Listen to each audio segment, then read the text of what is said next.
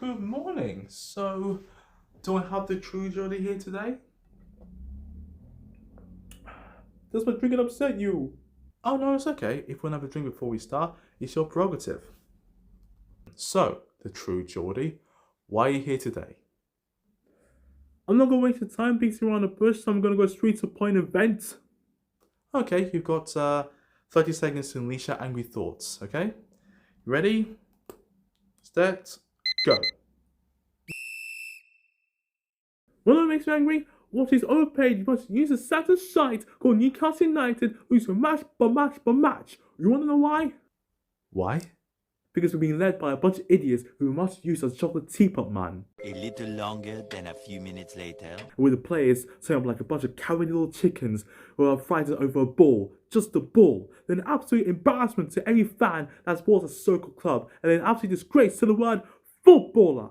Or we're supposed to be called the driving force. Yeah, driving is his relegation in Premier League Like, I wouldn't be surprised if these clowns lose to the Crystal Palace cheerleaders in the match. I bet even lost a second, man. I'm sick to death of it, like. True. Very true. So I have researched a number of key people in terms of Newcastle players and managers, and I want you to tell me from the heart what you think of them, okay? So, what do you think about Nile Ranger? A scum, a pun life, a wannabe wagster rapper. Interesting. Steve McLaren. Lined up front, MC in the middle, and scruffy in the back, and I just sums of Steve McLaren's management. What about Rafa Benitez? Rafa Benitez.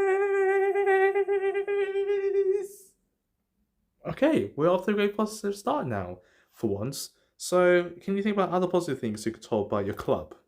Yeah, that's a lot of positives, yeah.